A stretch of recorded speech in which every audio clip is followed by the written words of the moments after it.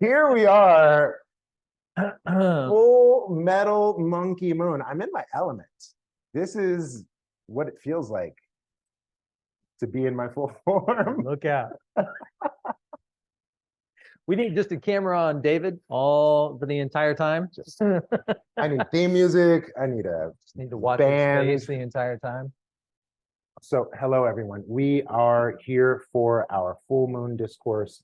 I have my dear, dear friend Seanan here with me. We have Max on the mixing board. We have our people here as well. Hello, studio audience. Something going on over here? Is it on gallery or speaker? It's spotlighting me. No, we need Okay, yeah. Hand it to me real quick. Look at this. Technical difficulties, so you know. Right away. We're humans. Right? So that's us looking at you. Hi, Rachel Rice. Oh. You know Rachel? Hi. Hey.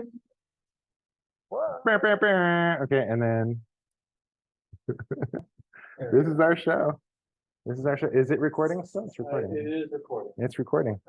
And we're back. Hello, everyone. It's a Full Metal Monkey Moon. I am David Way, your host.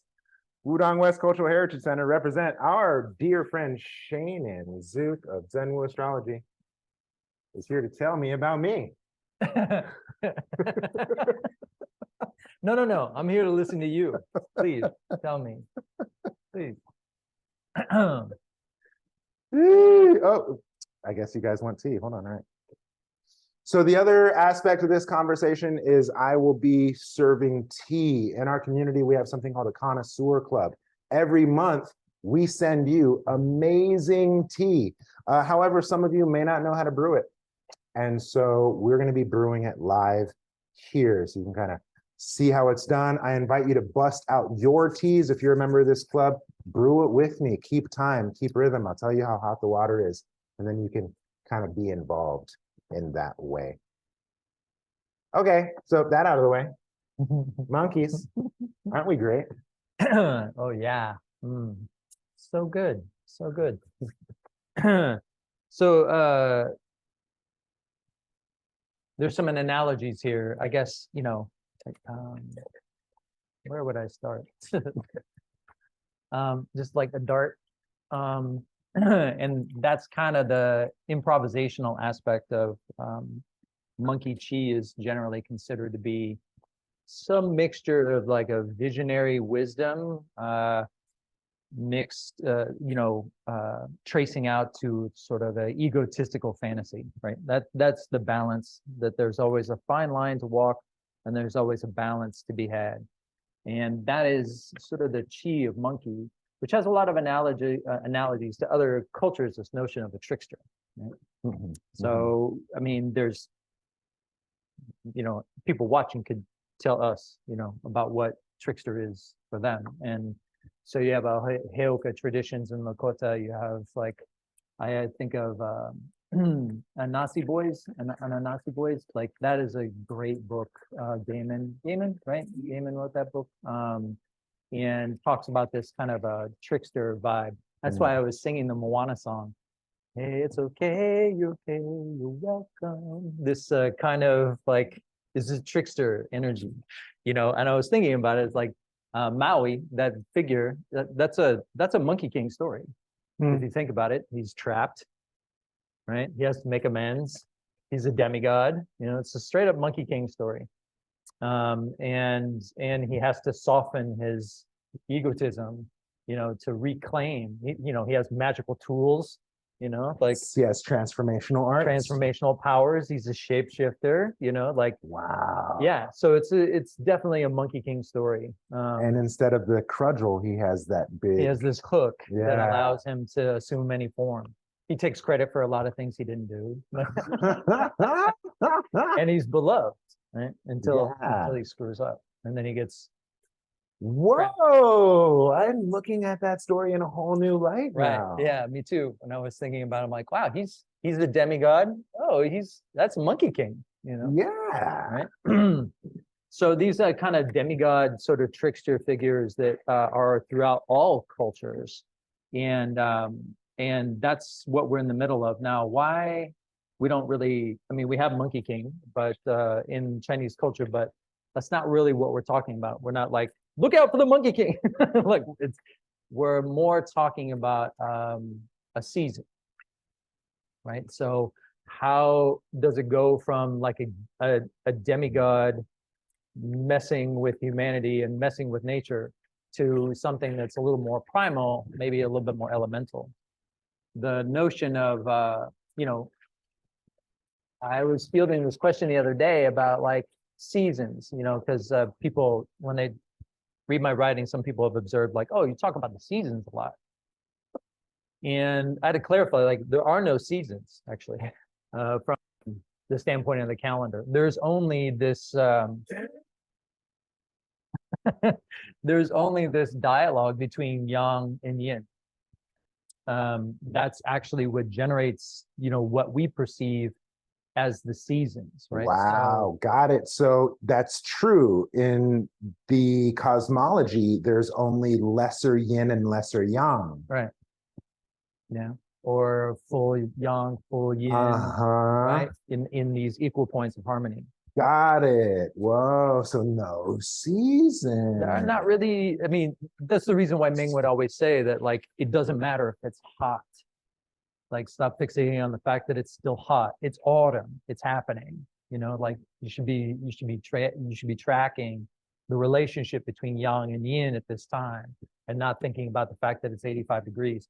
That's a feng shui issue, right? There are all these other cofactors when you think about what contributes to our weather, and what we're following is actually like a pattern of the seasons itself. So, yeah, yang is being given second, third, fourth, fifth chances to basically demonstrate its vitality, but it's mostly out of a kind of desperation. There's the stability. As soon as it gets think that it can be assertive and dominant again, yin just takes the rug out from underneath it. Mm-hmm. So this sort of relationship between yang and yin is this kind of trickstery energy, is this kind of monkey. There's a reason why monkey is here, because it doesn't really fit. It doesn't fit, August doesn't fit. It's sort of like this, I don't know what to call it, because there is this incredible amount of transition that's happening. And transition is really the point, when we get to this first moon of autumn. So that's what we're looking at. Okay. Wonderful. Thank you for that insight. And that quality of transition fits the Monkey King's 72 transformational arts and his purple cloud surfing. Right. So you create this, you can then expand the mythos, like of this sort of seasonal vitality to get immensely creative, because what we're transitioning from overall is a place of strength, which is the summer, to a place of imagination, right? In how yang sort of fades and is undermined, sort of awakens this potential for us to like recall and remember our relating. This is the reason why we have this image of the general and the granddaughter, right? The general is like super serious about everything. It's like, quite serious about its capacity to make something happen. And, the granddaughter comes running into the room going, "Granddad, come play with me." And like, there's this break, in the seriousness in order to relate to why does yang, retiring yang do this at all? Why does it contribute? What is the whole point, right? What's the whole point? And being reminded of fresh yin, the birth of yin. This is a dialogue that's been happening since summer solstice, right? This is the beginning of that dialogue was then, when we're having, but the dialogue is now like really rich, right? Because that's what I call the 5 stages of grief is happening, right? Like this kind of declining yang basically evokes what seems to be a kind of like 5 stages of grief.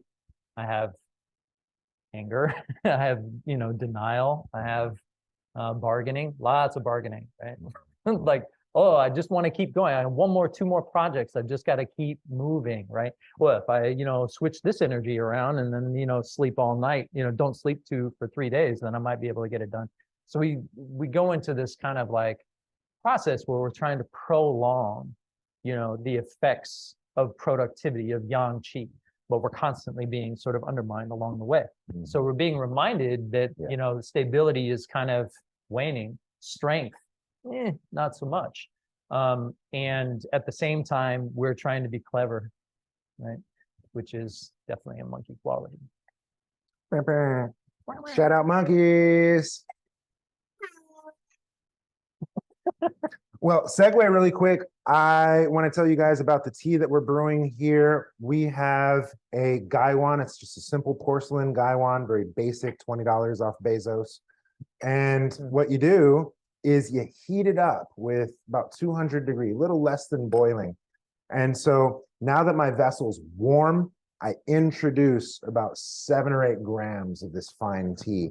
And I'm kind of letting that sit in this now warmed vessel, kind of like a sauna environment of sorts. What that's doing is it's allowing that tea to gently awaken, so that way, when I finally introduce some tea, it's already open a little bit, and I'd be brewing from the inside out as opposed to outside in. You get that distinction, right? And this is a very lovely moonlight white variety, is what it's called. White tea is considered the youngest variety of tea. It also has the highest caffeine. Not that our ancestors judged tea by that. It is rich with energy, so we will be up tonight. We have 2 varieties of the same tea. They're both moonlight white.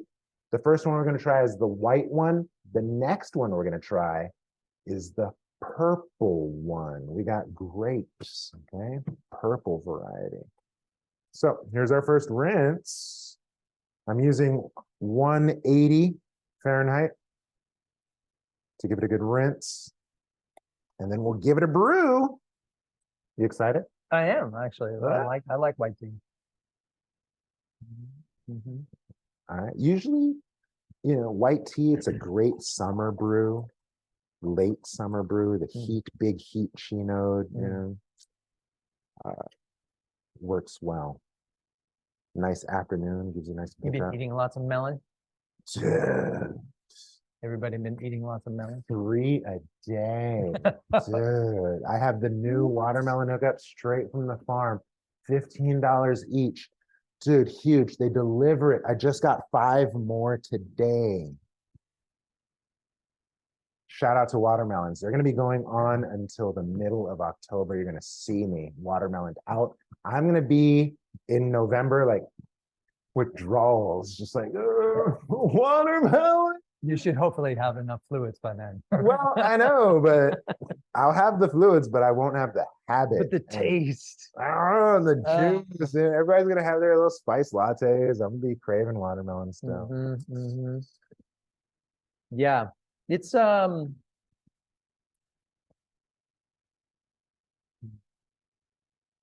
monkey. That one of the things I find really interesting is that the transition from yin to yang in the spring, okay, is considered to be like, has a capacity to be much more gentle. Because it's going from sort of weakness to strength, right? So you can't really rush the process. It's like, you can try, but typically you kind of ease into it, right? But the descent coming from yang to yin is really where things are much more problematic. We mentioned in the last meeting about like stuck heat condition, right? From like failure to actually comply and like to continue to sort of amplify our condition, like results in like conditions of stuck heat that present themselves as sort of clinical conditions in the fall or the winter, people getting sick, hopefully dispersing or releasing that stuck heat, but that over several summers, 20 years, worth of like, coffee and cigarettes or whatever, like these kinds of habitual relationships become so entrenched as to become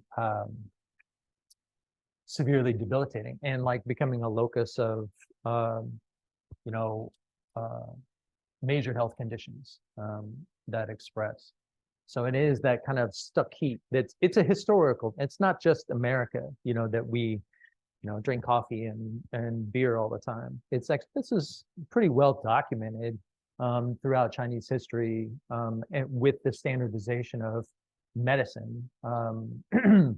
This is one of the things on the astrological level that was always noted as a time where it's a bit risky and that our behavior should be modified and we shouldn't resist yin, the growth of yin, that we should actually embrace the growth of yin, much like that general would embrace the granddaughter, right? And be like, okay, no more sage, slow down, let's go play, let's go hang out. And basically what this is it's important to remember yang and yin are not equal. Yang is a necessary sort of explosion and overextension, but in and of itself doesn't carry as much weight as yin. Yin's the main story, so we have this necessary kind of peak in energetic, pushing in order to get this explosion of flavor or this explosion of like life, right? But we should recognize that like we're not trying to maintain this perpetually. We want to actually appreciate and retire, and that's the whole point of the monkey moon, is both the recognition that we can't keep going because the rugs are being pulled out from underneath us, and that there can be no real finish, right? Everything is incomplete in a way, right? Last moon, and I went on this whole diatribe about like harmony, and I look over at David, and he's like, "That'll never happen." I'm like, well, and that's exactly the point. That's where we are right now. Is that kind of like harmony? Geez, have you been around for the last couple of weeks? Like there's this recognition that like, yeah, a sense of harmony feels nice, and then you have to deal with the fact that it's not complete and won't be complete, and there is no perfect transition. Everything's kind of clumsy, and that's just because there can't really be a fluid transition from peak yang to yin, because peak yang is about force and peak yin is about surrender. Wow. I really like that distinction of how the transition of yang rising can be gentle, but the transition of yin rising is undermining. Yeah, it's taking away your car keys. Right? Oh, I gotta walk, like I have to adapt, and I can do that, but in order to preserve our relating, right, in order to preserve our responsiveness, and this is actually pretty significant distinction in the cosmology of the Tongshu in the Chinese tradition. What makes you human is your capacity to be responsive. Yes. In order to heal from illness, in order to be in relationship with your surroundings, you need to be responsive, right? So it's not a coincidence that the monkey moon is also called the hungry ghost moon, because there is this kind of recognition that we may not be as responsive as we need to be. And that this pattern of being non-responsive to our environment actually has a precedent. And we should probably look out for those people so they don't continue to haunt us and cause us to be, non-responsive perpetually, right? That was a lot of information. Cheers. How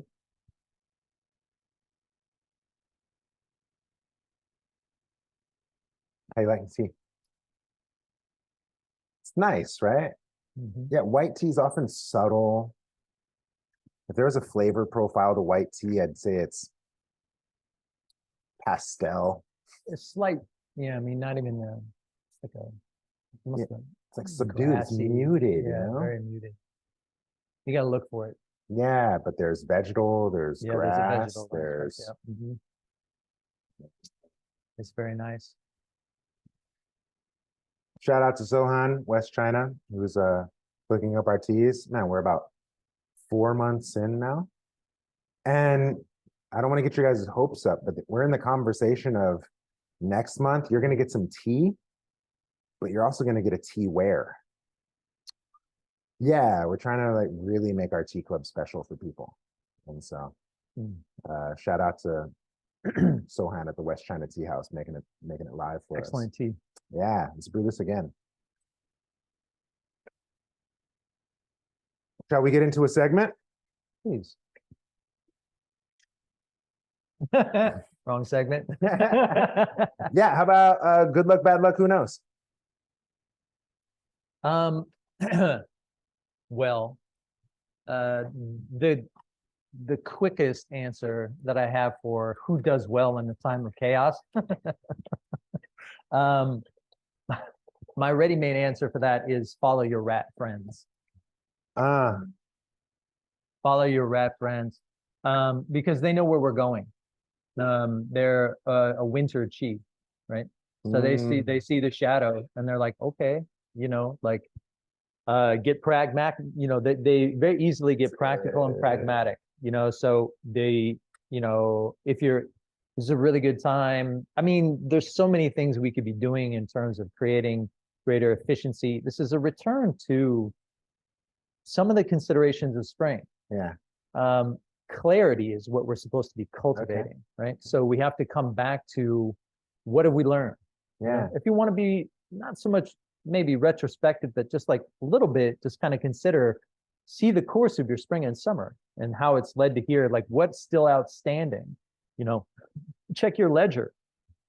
What still needs to be done, you know, because you better get, you know, the idea is you need to get to it or you need to shelve it for spring, for the future projects, right? Recycle, reuse, recycle. This is all perfectly in rat sort of cheap because they'll break it down, you know, take the time, especially now that we're about to go in the next 2 weeks, some pretty choppy waters. But in the following moon with the rooster moon, then we have this sort of drop into yin. And that's where you need to get, well, you should get as clear as possible about what's working, what's not working, and be able to simplify. So that simplification process is very much a habit of the rat. Rats are already doing this, you know. So if you have rat friends, invite them over, have them take a look at what you're doing and watch their reactions. Shout out rats. If they start getting uncomfortable, ask them why, right? You know, be like, oh, well, you know, I really think you should get this done. And like, I don't know, that seems like a waste of your time. You know, like if you have rat friends that you're intimate with, because remember, rabbit year is about intimacy. Hey. You know, so like we are sort of in a process of selecting our inner circle right now, and who we're going to be hanging with when things get really dark.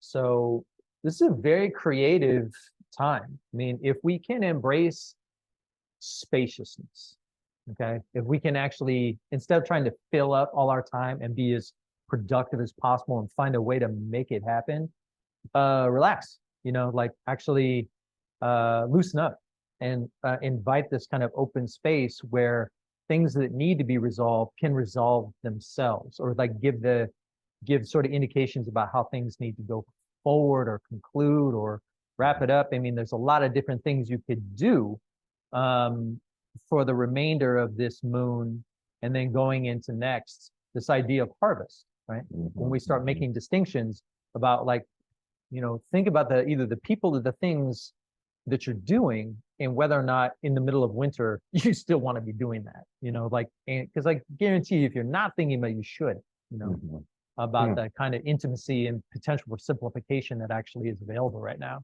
Science.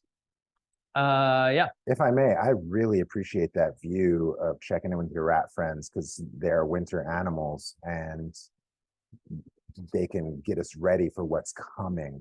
Correct. Interesting thing about rats, I had just learned how fascinating they are as animals. They can swim for 3 days on one breath. they can chew through wood, through stone, through steel, through lead pipes. They have like 24,000 pounds per square inch of biting power. It's ridiculous, these little things. Yeah, as an expression of chi, rat also includes things like possums, stoats, weasels. Oh, what'd you call my mama? Wow. Okay, I get that chi then. Okay, so all the way up to like a badger mole. Yeah, pretty close. Wow, Yeah. vicious.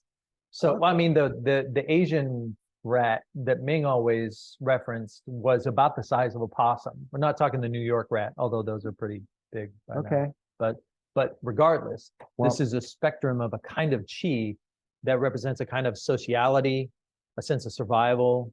The like, I don't do for me, I do for us, you know.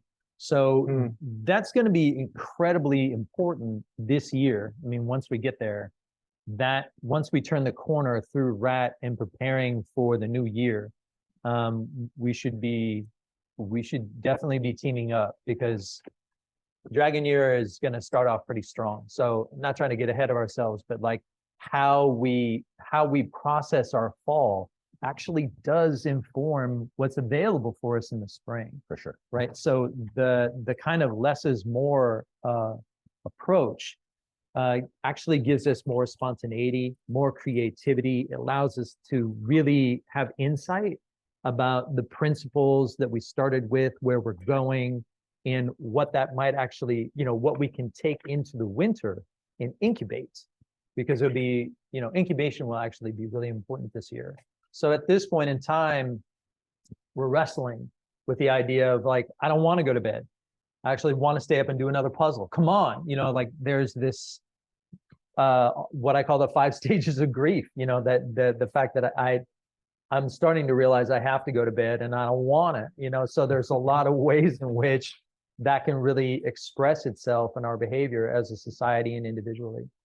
But the reality is, you know, you should start seeing the writing on the wall, especially this weekend.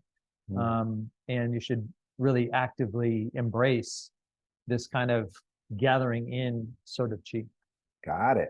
All right. So our rats are good at compartmentalizing the chaos, making sense of it. They'll help us prepare for upcoming dragon and rat dragon monkey party anyway. Of course, yeah. And dragons, I don't see dragons being very available at this point in the season. Maybe earlier in the year, but like they're kind of checking out at this point. Or they want to check out. So that means they're a little less available. And in terms of the rest of who does well in chaos, of course, monkeys are enabled, but that actually might invite a level of overextension, just saying. But it's a metal monkey, and metal monkeys are a little less chaotic. They actually do know how to manage themselves eventually. I'm surrounded by monkeys, so I had to choose my words carefully. They don't have to go to every party. They eventually get to the place where they don't have to go to every party, where there are some other versions of monkey that have a bit more of a compulsive mindset. But compulsion is something that every monkey has to manage. So at this point in time, if you've got a monkey in your corner, hey, it's exciting. We got a qigong for that. What a wonderful segue. Monkeys, reel it in, right? There's a movement in our 5 animal frolics. Okay. Which has monkey, right. And it's reeling it in. Right? So let's do the qigong, okay? What we're gonna do is we're gonna sit up nice and tall. Sit on the edge of your seat, right in between the poo-poo and the pee-pee. And you can be really, really tall and erect in that posture. And you're just gonna reach forward naturally and kind of flower the fingers, fanning them as if gathering, if you will. And you're gonna pull in and pull your elbows back and kind of squeeze your shoulder blades together. And you have what's called a rhomboid muscle group in between your shoulder blades. You want to squeeze those together. because this monkey movement is specific for kidneys. Also in conversation of getting ready for the winter, right? And so flower fingers, pull back, elbows back, squeeze, and relax. Good. Go into a nice flow with it. And this is your monkey. You can imagine kind of a monkey. Oh, for you know? sure. This I is see. very monkey quality, right? Yeah. And very, very monkey movement. And so there's a qigong for that. Monkey, reel it in. Yeah. Well, gathering in is and then the assessment quality is what happens in Rooster when we actually put like value judgments on them. Oh yeah, roosters value judgments and assess. They're pretty yes. binary. Yeah. Yeah. So they're gonna be like in or Shout out in or roosters. out. Yeah, definitely the shout out to the roosters. Like they have that sort of they're ready to make a judgment. And so roosters are preparing themselves to make a judgment. Shannon said it, not me. Either a thumbs down or a thumbs up. That's pretty much how it goes. And they'll be definitely ready to make judgments when we get to that moon because they've been kind of suppressed all year. Yeah. So they'll definitely be ready to say something. But it is really this kind of gathering in energy that is available at this time. And we have to expect that there'll be some struggle. We'll be wrestling with it, you know, and we'll be making compromises and we'll be, you know, sort of taking herbs so we can continue to go fast or what have you. Like it's gonna be the case. I think that it's not important there's no one right way to do it. It's a monkey moon. There's no one right way to do it. So really, Yes. but having these sort of festivals where you respect the unsettled dead is a way of actually getting you outside of your own experience, maybe doing something nice for somebody else who died incomplete. I mean, the Ulaanbaatar and the Zhongyuan festivals, which are basically going on right now, are a way of setting offerings out for the unsettled dead that visit, like they say that when you go sweep the tomb, right, you're visiting them. And then when these times come around, they come visit you. Yeah. It's like, so they're coming by, you know? So it's important if you're going to be out at night because the transition from yang to yin happens at night. Yang or yin is building throughout the night to then replace yang in the day. But right now, yang is very present, you know, through the day. But when you don't want to be, you know, you want to be respectful of that transition, and especially in a night like tonight when there's a huge full moon, you know, the fact there's 2 moons in August doesn't really affect the Tongshu because there's only 1 full moon in Monkey, right? But nonetheless, it's very close. And as I was telling a friend of mine, it basically means you can see the spirits because the moon is so bright, right? So like, don't pick up any hitchhikers tonight. Ooh, speaking of seeing spirits, can we get a zoom in? Where's my camera on the T? Ooh, like right here. Ooh, my goodness. Nice. Wow. Is this the second one? This is the second one. This is the same moonlight white variety. However, it's the purple kind, you know? So just like purple broccoli, purple carrots, purple tomatoes, purple tea, but still white tea. So that young, fresh sprout often has a little peach fuzz on it, but it just comes from a purple tea tree. So we get this rich, rich color. I'm excited. Yeah, let's do this. Yeah, it's a purple tea tree. Yeah. So, oh, sorry. This studio audience wants to know, is this actually a purple tree? Yes. So again, just like purple carrot, purple yam, purple sweet potato. It's a sweet potato, it's purple. And so this is tea, just purple. Melanated. Bring it on. Wakanda tea. Please don't cancel me. Please don't cancel me. It's my humor. Okay. So what we've done is we've warmed up our vessel. We're going to introduce our purple tea. We got grams in there. And we'll set this away now.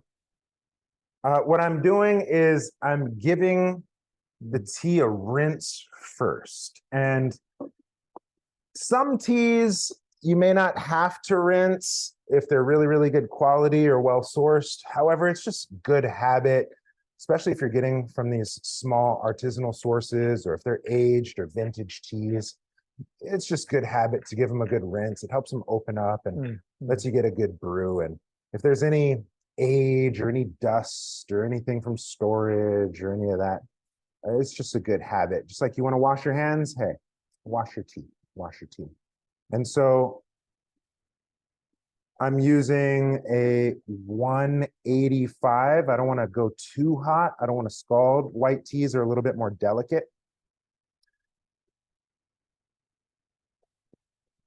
And after it sits for just a second, then I'll run it off. So Shannon, thank you for bringing up the fact that this is a super blue moon and that it doesn't mean shit to us. We don't care. Well, proximity, can make a difference. I think the emphasis, makes a difference to somebody. The emphasis has always been in the Chinese cosmology is that there is a relationship, like that the relationship is constant. Right? So we are looking at a full moon in the relationship of all the phases. So full moons aren't any more important than new moons. They're not any more important than half moons. But there is a kind of coordination of a number of different indicators on this particular day, including Zhongyuan, right? So that's why it sounded kind of flip, but not really. Moon is this sort of transitional figure. It's representative of the fact that it represents so many things. It's a very rich symbol in Chinese culture. It represents everything that's good about being human. And this is where we're headed, is back toward the moon and away from the sun. The sun is where we've been.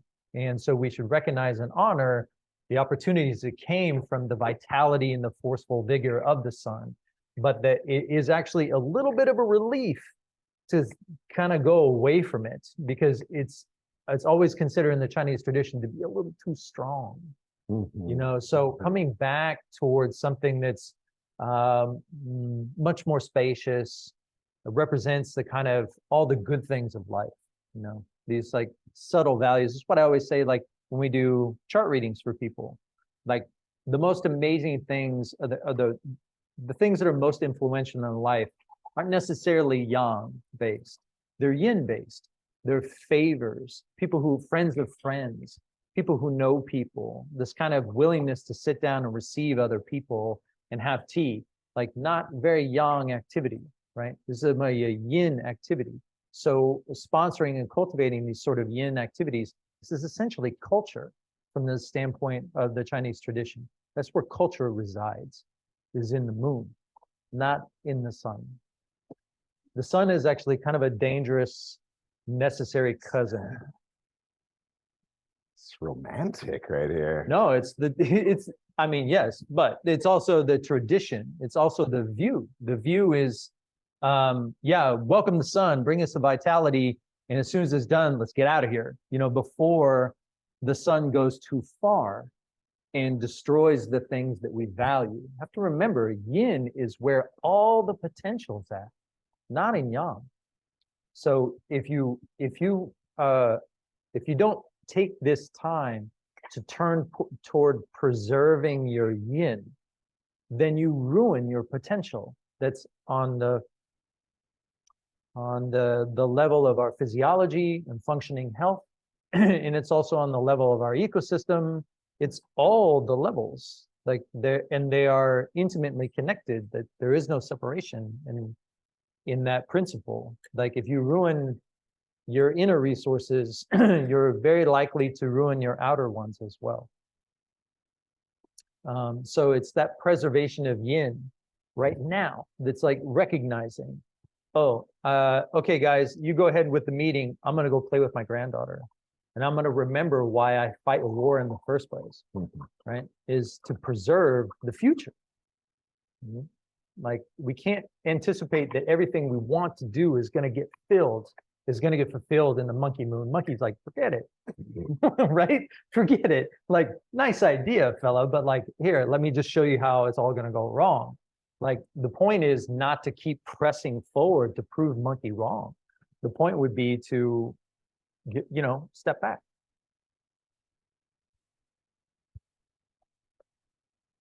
Say yes. Preserve the future.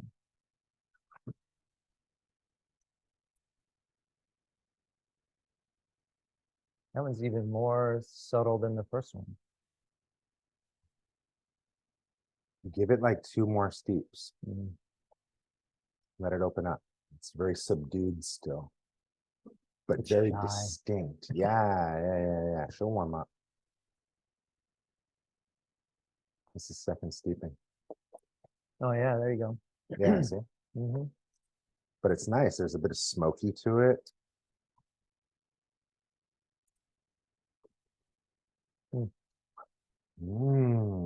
That's It's on like the back upper palate. Like,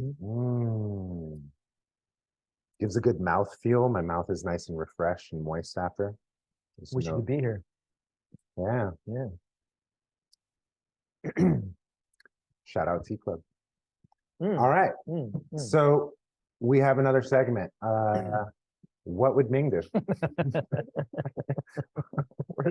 I need the sound effect. Where's the sound effect? It's so much better with the sound effect. It is. So Okay, much so better. it's this song. Dun, dun. One more time.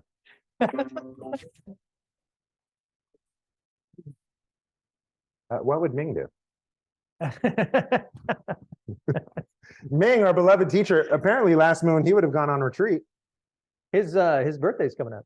Yeah. 17th, I think. Somewhere around there. I mean, what strikes me about the auspices of the time as related to Ming. Ming was prolific educator. Like, he was transforming people's lives continuously for decades. He was teaching in Santa Cruz and then up here in the Bay Area.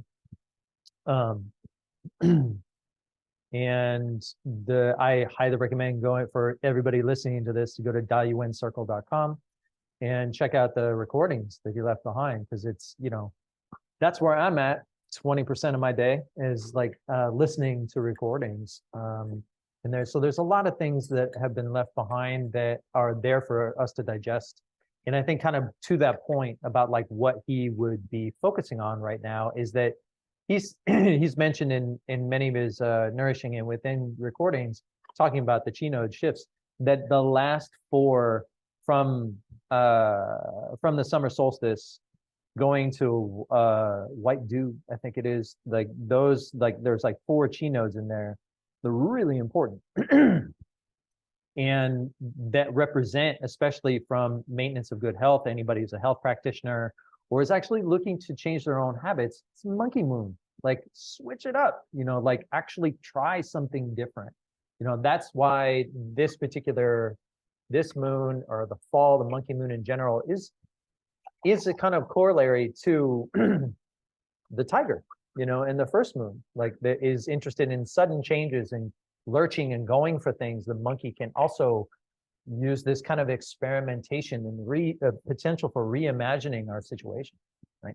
So that actually comes across very specifically in the kinds of practices that Ming would teach, in terms of foods to eat or bucket bathing, like all kinds of understandings of like what to eat and when, especially during this season. It's actually really crucial. So I think if we're talking about like what would Ming be doing, he's basically cooking people food, and like, or having his students people cook food.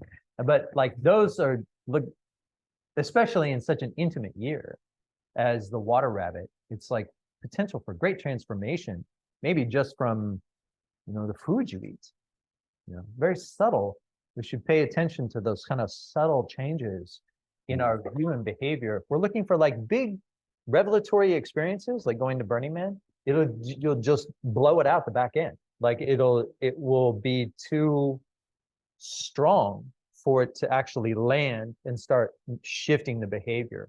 At this point, the way this period differs from spring is that spring is these kind of like sudden big changes, whereas the kind of changes that we can sponsor right now in this monkey moon are more subtle, gradual, kind of turning the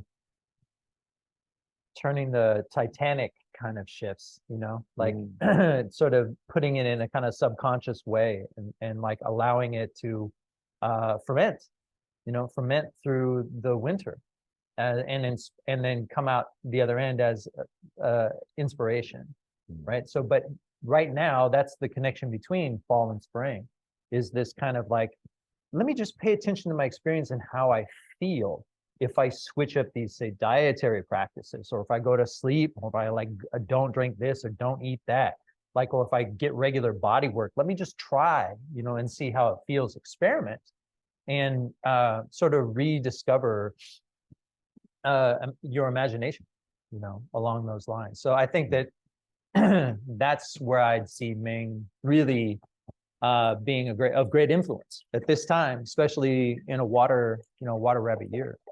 Beautiful. Thank you for that, because I really miss Ming's food. I remember being invited to a special meal that took him a week to prepare. And the whole idea was, as soon as you bite it, it was already digested before it got to your stomach. And so just the flavors, the lightness, of course, we all wanted steak after. However, the experience of just being with Ming and his small, frail, humble self had put a week's effort into this meal. And I was just really touched by the sentiment. And with teacher appreciation coming up real soon, I think I want to cook for my students. I think that'd be really sweet. Great idea. Yeah, shout out Ming and food and mouths. He was a food historian. That's the that's the thing that I've learned by watching or listening to those particular offerings having to do with the nourishing it within sort of tradition. It's like 20 years that he was doing that. And so, he was essentially a food historian. He would tell you, where does the sweet potato come from, and like different places in the world. And like, it's just mind-boggling, really. Like all the things that he knew, like food was like right at the top of the list, which is kind of amazing. I could tell you that burritos don't come from Mexico. It's about all I got. Well, you just had the history of like fermentation and like the relationship of turmeric to sushi. Apparently there is one. I can't remember what the story Turmeric is. sushi? I'm sorry, I Turmeric don't know. Yeah, we got somebody Japanese in studio. Awesome. Is that a thing? Turmeric sushi? No, it had to do Fact with checkers. That should be a new segment. Fact checkers. We're gonna fact check the astrology and feng shui. Damn. Now I can't remember the story. I'm sorry. Hey, I'm leaving you hanging for next month. What can I say?